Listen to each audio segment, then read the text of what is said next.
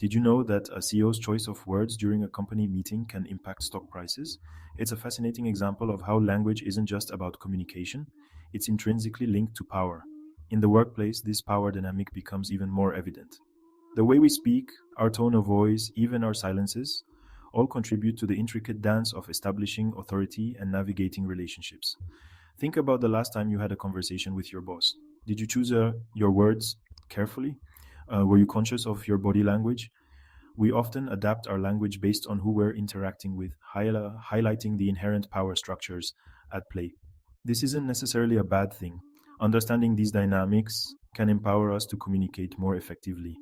This essay explores the subtle, often overlooked ways language shapes our professional experiences. From deciphering verbal cues to understanding cultural nuances, we'll delve into the fascinating interplay of language and power in the workplace. By recognizing these dynamics, we can become more conscious and effective communicators, fostering stronger relationships and achieving greater success. How can you tell who holds the power in a room just by listening? Often, it's not what they say, but how they say it. Leaders often use clear, concise language. They project confidence through a steady tone and maintain direct eye contact. This assertive communication style naturally commands attention and respect. On the other hand, someone trying to assert authority might interrupt frequently or dismiss others' ideas. They might use jargon excessively, creating a sense of exclusion. These tactics can be detrimental, leading to resentment and hindering collaboration. Nonverbal cues are equally important. A manager who sits back with arms crossed might be perceived as closed off or disinterested. Conversely, someone leaning forward, actively listening, conveys engagement and approachability. Understanding these subtle signals can significantly impact how we perceive and interact with colleagues at all levels. In today's interconnected world, understanding cultural differences in communication is paramount. What's considered assertive in one culture might be perceived as aggressive in another. Directness, highly valued in some cultures, might be considered rude or disrespectful elsewhere. For instance, in some Asian cultures, silence is a sign of respect and contemplation. However, in Western cultures, it might be misinterpreted as a lack of engagement or agreement. Similarly, maintaining direct eye contact, a sign of respect in many Western cultures, can be considered confrontational in some Eastern cultures. Navigating these nuances requires cultural sensitivity and a willingness to adapt our communication style.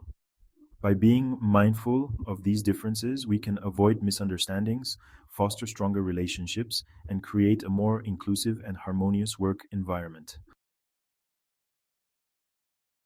Section 4, Real World Dynamics Language in Action.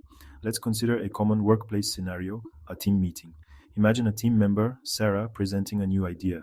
If her manager responds with, "That's interesting, Sarah, but I'm not sure it's feasible," it might discourage her. She might interpret it as a lack of support, even if the manager simply meant to express caution. Now, imagine the manager saying, "That's an interesting idea, Sarah. Tell me more about how you envision implementing it." This response, while still acknowledging potential challenges, encourages further discussion and collaboration. It empowers Sarah to elaborate and refine her proposal.